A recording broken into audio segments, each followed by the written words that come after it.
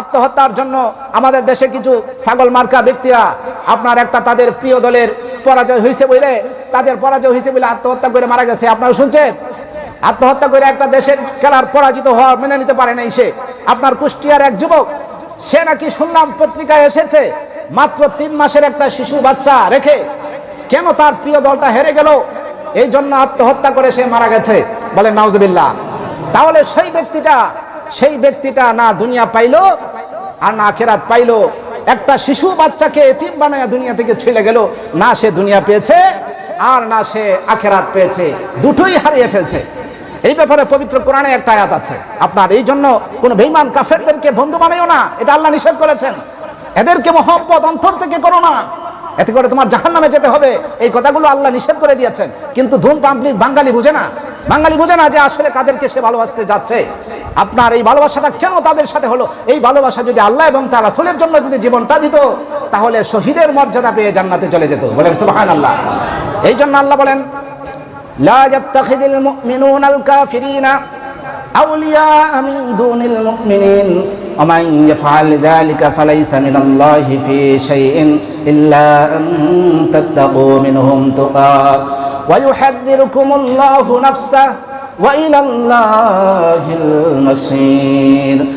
আল্লাহ বলেন লা ইয়াত্তাখিযুল মুমিনুনাল কাফিরিনা মুমিনিনা মানে ইমানদার ব্যক্তি, কাফিরিনা মানে কাফের ব্যক্তি। আল্লাহ বলেন ইমানদারদেরকে বাদ দিয়ে বেঈমান কাফেরদের তোমরা বন্ধু বানিও না, তাদের সমর্থক হইও না, তাদের সহযোগী হইও না, তাদের সহযাত্রী এবং পৃষ্ঠপোষকতা তোমরা করো না।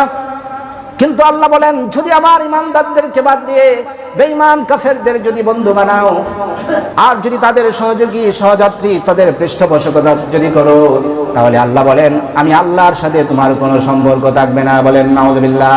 আল্লাহ বলেছেন যে করতে পারো, বেঈমান কাফেরদের অন্তর থেকে ভালোবাসতে পারো, কিন্তু এই ভালোবাসা তোমাকে আল্লাহর জান্নাতে নেবে না। এই ভালোবাসা অন্ধ ভালোবাসা তোমাকে আল্লাহর জাহান্নামের দিকে নিয়ে যাবে। বলেন নাউজুবিল্লাহ। তাহলে তার এই অন্ধ ভালোবাসা কোথায় নিয়ে গেল বলেন তো আপনারা? কোথায়? জাহান্নামের রাস্তাটাই হয়ে গেল। এই জন্য কোরআনে আরো অনেকগুলো দলিল আছে। আমরা পরবর্তীতে যে আপনার যে যারা আত্মহত্যাকারী যারা এরা চির জাহান্নামী, আপনারা জানেন। আত্মহত্যা যারা করে সেটা খেলার জন্যই হোক, পারিবারিক সামাজিক রাষ্ট্রীয় অথবা অন্য যে কোনো কারণে হোক, আত্মহত্যা আসলেই মহাপাপ। আত্মহত্যা মহাপাপ, এটা তো আপনারা জানেন। এই দুঃখ কষ্টে পড়লে আবার সমস্যায় পড়লে দেখেন আত্মহত্যার পথ বাইছে নিয়েন না, যে মরে যাওয়া সমাধান নাকি না। এই দুনিয়া থেকে বাইছে গেলেন, আখিরাতে তো ধরা আছে, আখিরাতের জীবন তো শেষ নাই, তাহলে আত্মহত্যার সমাধান হতে পারে না। তাহলে সেই জন্য কোরআনে আপনার নিষেধ করে দেওয়া হয়েছে ওয়ালা তুকাতিলুনা ফি সাবিলিল্লাহ। তুমি জীবন যদি দিতে চাও আল্লাহর জন্য দাও, কিন্তু আত্মহত্যা করো না। কারণ আত্মহত্যা যদি করে তাহলে সে চির জাহান্নামী হয়ে যায়। এই জন্য আল্লাহ রাসূল বলেন কেউ যদি ফাঁসি দিয়া যদি আত্মহত্যা করে মরে তাহলে ঠিক জাহান্নামের মাঝখানে, জাহান্নামের একটা শিকল, আগুনের একটা শিকল দিয়া ঠিক মাঝখানে, জাহান্নামের মাঝখানে ফাঁসি লাগায় লটকায় দেওয়া হবে। কোথায়? জাহান্নামের মাঝখানে ওরে ফাঁসি দিয়া কিয়ামত পর্যন্ত ফাঁসির মাঝে ঝুলিয়া কালে আত্মা উঠে লড়াইবো। দুনিয়াতে ফাঁস লাগলে 2 সেকেন্ড 3 সেকেন্ড বা 1 মিনিটের মধ্যে মরে যায়, কিন্তু আল্লাহ যদি ধৈর্য নিয়ে জাহান্নামের মাঝখানে ফাঁসি দেয় তাহলে 3 মিনিট পরে মনে মরে যাবো নাকি? ফাঁসির কষ্টটা শুধু অনুভব করবে কিন্তু তার মৃত্যু হবে না। কিয়ামত পর্যন্ত ওরে আগুনের মাঝে ঝুলাইয়া ফাঁসি দিয়া ফেলাইয়া দিয়ে রাখবো। আর যদি কেউ বিষ খেয়ে মরে কিয়ামত পর্যন্ত তার হাতে একটা বিষের বোতল দেওয়া হবে, প্রতি সেকেন্ডে সে বিষ পান করবে, বিষের যন্ত্রণা অনুভব করবে, কিন্তু মৃত্যু তার হবে না, মরণ হবে না, কারণ মরণ তো একবারই হয়েছে। কেউ যদি ফাঁসি দিয়ে মরে কিয়ামত পর্যন্ত ফাঁসি দিয়ে ঝুলানো হবে। কেউ যদি পাহাড় থেকে লাফ দিয়ে নিচে পড়ে মারা যায়, প্রতি সেকেন্ডে সে পাহাড়ে উঠবে, আবার সে নিচে দাপাস করে পড়ে সে কষ্ট যন্ত্রণা অনুভব করবে, কিন্তু তার মরণ হবে না। ধারালো কোনো অস্ত্র দ্বারা যদি পেটের মাঝে বুকের মাঝে আঘাত করে মরে তাহলে তার হাতে একটা ছুরি দেওয়া হবে, কিয়ামত পর্যন্ত নিজেকে আঘাত করবে, রক্তাক্ত হবে, রক্ত ঝরবে, কষ্ট অনুভব হবে, কিন্তু একটা জিনিস হবে না, সেটা কি? তার মরণ হবে না। তাহলে এই জন্য আল্লাহ রাসূল বলেছেন তুমি যদি এই কাজটা করো দুনিয়াও হারাবে আর তুমি আখিরাতও হারিয়ে ফেলবে। বলেন নাউজুবিল্লাহ। খবরদার আত্মহত্যার পথ কেউ বেছে নিও না। তাহলে অনেক সময় দুঃখ যন্ত্রণা মানুষকে গ্রাস করে, অনেক সময় সন্তান কথা শুনে না, তারপরে দেখা গেল স্ত্রী ছিল তাকে রেখে চলে গেছে, এরকম অনেক দুঃখ কষ্ট, সম্পদ ছিল নষ্ট হয়ে গেছে, এরকম একটা সিচুয়েশন কিন্তু মাঝে মধ্যে মানুষের জীবনে কষ্ট এবং যন্ত্রণার একটা জীবন কিন্তু মাঝে মধ্যে মানুষের আসে। আবার কেউ কেউ মনে করে তাহলে আত্মহত্যা করে মরে যাই, তাহলে এই জীবনে তো আমার কোনো দাম নাই, মরে যাই, এরকম সিদ্ধান্ত হয় না? কিন্তু এটা ভুল সিদ্ধান্ত, এইরকম করা যাবে না। আবার কেউ আল্লাহর কাছে মরণ চায়, আল্লাহ তুমি এখন আমারে মরণ দিয়ে দাও, এই মরণ চাওয়াটাও ভুল, মৃত্যুও চাওয়া যাবে না। তাহলে আপনি বলতে পারেন তাহলে এখন আমি কি করব, আমার তো সবগুলো রাস্তা বন্ধ, বেঁচে থাকার কোনো রাস্তা আমার খোলা নাই, তাহলে এখন আমি কি করব? আল্লাহর কাছে মরণও চাইতে পারবো না, আত্মহত্যাও করতে পারবো না, তাহলে কি আমি যন্ত্রণা অনুভব করবো নাকি?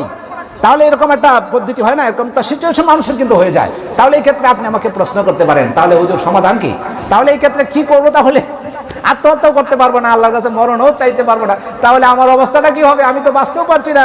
তাহলে এই ক্ষেত্রে আপনার জন্য সমাধান আল্লাহর নবী দিয়েছেন, বলেন সুবহানাল্লাহ। সেই জন্য নবীজি বলেন তাহলে তুমি এইভাবে দোয়া করো, বলো রব্বুল আলামিন এই দুনিয়াতে যতদিন থাকা, ইমানের সাথে আমলের সাথে থাকা আমার জন্য যদি সুখের হয়ে থাকে, আল্লাহ এই পৃথিবীতে শান্তিতে থাকার আমার ব্যবস্থা করে দিন। আর যদি আপনি জানেন এই দুনিয়াতে চাইতে আখিরাতের জীবন আমার জন্য উত্তম হবে, আর যদি আমার মৃত্যু যদি হয়ে যায় দুনিয়ার কষ্ট থেকে আমি বাঁচতে পারবো, যদি দুনিয়ার চাইতে আখিরাতের জীবনটা যদি আমার সুখের হয়, এই দুনিয়ার জীবনের কষ্ট থেকে বাঁচা যদি আমার জন্য সহজ যদি হয়, তাহলে এই দুনিয়ার জীবনের চাইতে আল্লাহ মৃত্যু দিয়ে আমার জীবনটাকে আপনি ধন্য করে দিন, বলেন সুবহানাল্লাহ। এইভাবে চাও, মরণ চাইলে ডাইরেক্ট চাওয়া যাবে না আল্লাহ মরণ দাও, এইভাবে না, একটু পেছাইয়া বলো যে আল্লাহ দুনিয়া যদি আমার জন্য শান্তির হয় তাহলে শান্তির ব্যবস্থা করেন, আর যদি এই দুনিয়াটা যদি আমার আসলেই কষ্ট হয় আর আখেরাত যদি আমার জন্য ভালো হয় তাহলে আখেরাতের মরণ আপনি আমাকে দান করেন। তাহলে জিনিসটা সুন্দর হইল না? আগেরটা তো আত্মঘাতী, আল্লাহ মরণ দিয়ে দেন, আরে ডাইরেক্ট কইলেই হইল নাকি?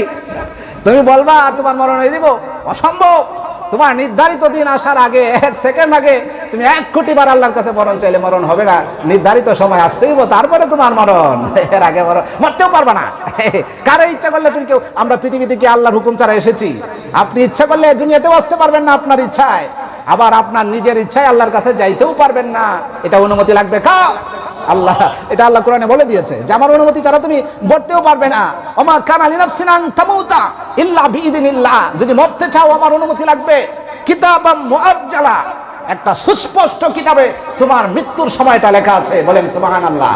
তাহলে আল্লাহ পাক আমাদের এই নির্ধারিত সময় আসার আগে, মরণ আসার আগে যাতে মানুষের মতো মানুষ হইতে, এই ছাগল মার্কা মুসলমান না, একটা কুত্তা পরাজিত হয়ে গেছে, একটা কোন দেশ মারা গেছে, এটার জন্য জীবন দিয়ে দিতে হবে, এই যাইতে হাবিজাবি জীবন গঠন করা যাবে না। তাহলে মুসলমান মানুষের মতো মানুষ হয়ে